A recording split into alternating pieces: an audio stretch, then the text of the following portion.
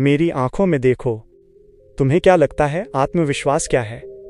शीशे के सामने खड़े होकर खुद से चिल्लाना कि मैं शेर हूं, महंगे कपड़े पहनना और लोगों को नीचा दिखाना। अगर तुम इसे आत्मविश्वास कहते हो तो तुम एक बहुत बड़े भ्रम में जी रहे हो। ये आत्मविश्वास नहीं है, ये एक खोखला गुब्बारा है। दुनिया की एक छोटी सी सुई चुभेगी और तुम्हारा ये सारा जोश 1 सेकंड में फट जाएगा। असली आत्मविश्वास चीखता नहीं है, वह शांत रहता है। असली आत्मविश्वास ये नहीं कहता कि मैं कभी नहीं हारूंगा। असली आत्मविश्वास यह कहता है कि अगर मैं हार भी गया तो मैं फिर से खड़ा हो जाऊंगा। आज का विषय है असली आत्मविश्वास। ये कहानी तक्षशिला के उस अखाड़े की है जहां मौत का खेल खेला जाता था। ये कहानी तुम्हें बताएगी कि जब तुम्हारे हाथ पैर कांप रहे हों तब भी जीत कैसे हासिल की जाती है। मगध का सम्राट बनने से बहुत पहले चंद्रगुप्त तक्षशिला में शिक्षा ले रहे थे। वहां हर साल एक बहुत बड़ी प्रतियोगिता होती थी, एक ऐसा अखाड़ा जहां नियम सिर्फ एक था, जो जिंदा बचेगा वही जीतेगा। उस साल अखाड़े में एक ऐसा योद्धा आया था जिसे देखकर लोगों की रूह कांप जाती थी। उसका नाम था वज्रबाहु। वो 7 फीट लंबा था। उसके शरीर पर लोहे जैसी मांसपेशियां थीं। उसने अपने पिछले 10 विरोधियों को सिर्फ अपने हाथों से कुचलकर मार डाला था। तक्षशिला के राजा ने घोषणा की कि जो भी वज्रबाहु को हराएगा उसे सेनापति का पद मिलेगा। चाणक्य ने बिना चंद्रगुप्त से पूछे अखाड़े में उनका नाम दे दिया। जब चंद्रगुप्त को यह पता चला तो उनके पैरों तले जमीन खिसक गई। उन्होंने दूर से वज्रबाहु को देखा। वो एक बड़े से पत्थर को अपने नंगे हाथों से तोड़ रहा था। चंद्रगुप्त अभी बहुत युवा थे, उनका शरीर छरहरा था। वज्रबाहु के सामने वे एक बच्चे लग रहे थे। चंद्रगुप्त दौड़ते हुए चाणक्य के पास गए। वे कांप रहे थे, उनके माथे पर पसीना था। उन्होंने कहा, आचार्य, आपने ये क्या किया? वो इंसान नहीं, दानव है। वो मुझे एक हाथ से मसल देगा। मैं ये नहीं कर सकता। मेरे अंदर उसे हराने का आत्मविश्वास नहीं है। मुझे अपना नाम वापस लेना होगा। चाणक्य जमीन पर बैठकर एक छड़ी से कुछ नक्शे बना रहे थे। उन्होंने चंद्रगुप्त की तरफ बिना देखे कहा, आत्मविश्वास? तुम्हें किसने कहा कि अखाड़े में उतरने के लिए आत्मविश्वास चाहिए? चंद्रगुप्त हैरान रह गए। उन्होंने पूछा, तो क्या बिना आत्मविश्वास के मैं मौत के मुंह में चला जाऊं? चाणक्य खड़े हुए। उन्होंने चंद्रगुप्त की आंखों में आंखें डाली और बहुत ठंडी आवाज में कहा, मूर्ख, जिसे तुम आत्मविश्वास कह रहे हो वो अहंकार है।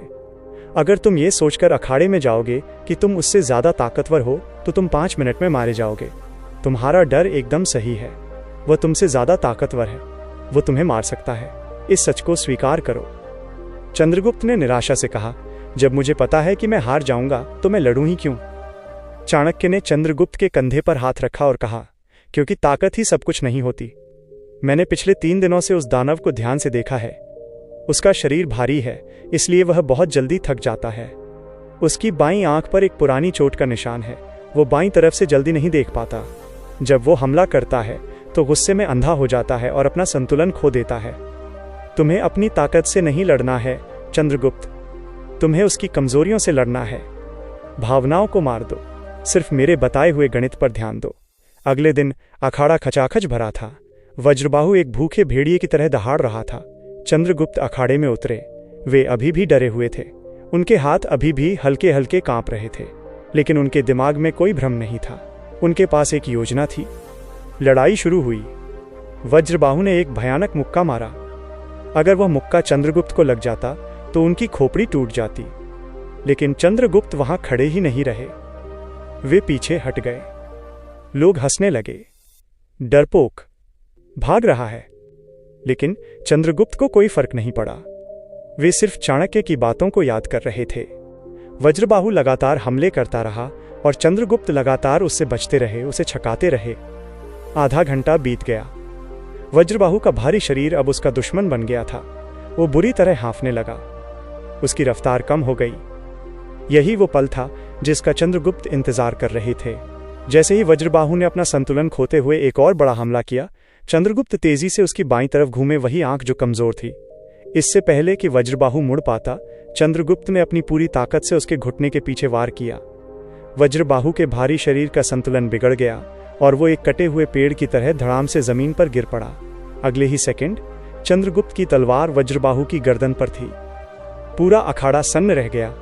एक छरहरे लड़के ने उस दानव को हरा दिया था, बिना चीखे, बिना दहाड़े, बिना किसी खोखले आत्मविश्वास के।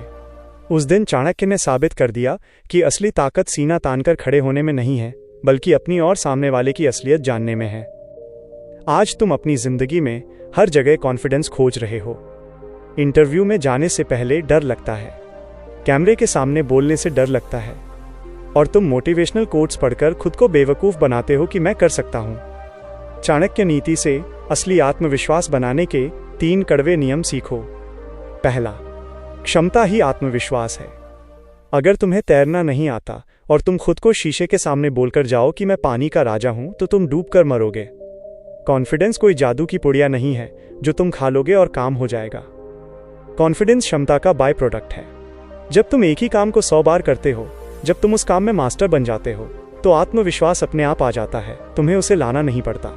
अगर तुम्हें किसी चीज में डर लग रहा है, तो इसका मतलब है कि तुम्हारी तैयारी में कमी है। मोटिवेशन मत ढूंढो, जाकर अपनी स्किल पर काम करो। दूसरा, डर के साथ कदम बढ़ाना। तुम्हें लगता है कि बड़े बड़े लीडर्स या सफल लोग डरते नहीं हैं।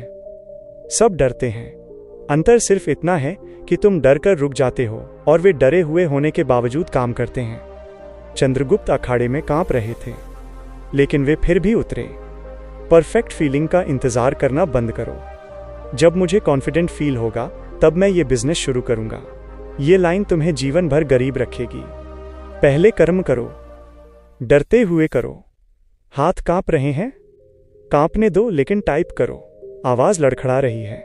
लड़खड़ाने दो, लेकिन बोलो। जब तुम एक्शन लेते हो, तो डर अपने आप मर जाता है।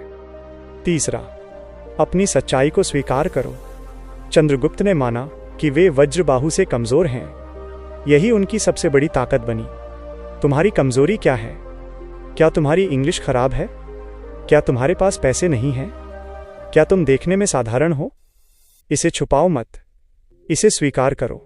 जब तुम अपनी कमियों को खुद स्वीकार कर लेते हो, तो दुनिया तुम्हें उस बात पर कभी नीचा नहीं दिखा सकती। अहंकार तुम्हें अंधा बनाता है, लेकिन आत्मस्वीकृति तुम्हें अजेय बनाती है। अपने आप से सच बोलना शुरू करो।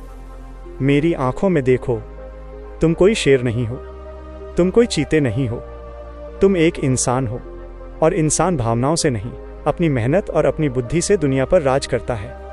ये जो तुम मोटिवेशन के नशे में उड़ रहे हो, इससे नीचे उतरो, जमीन पर आओ।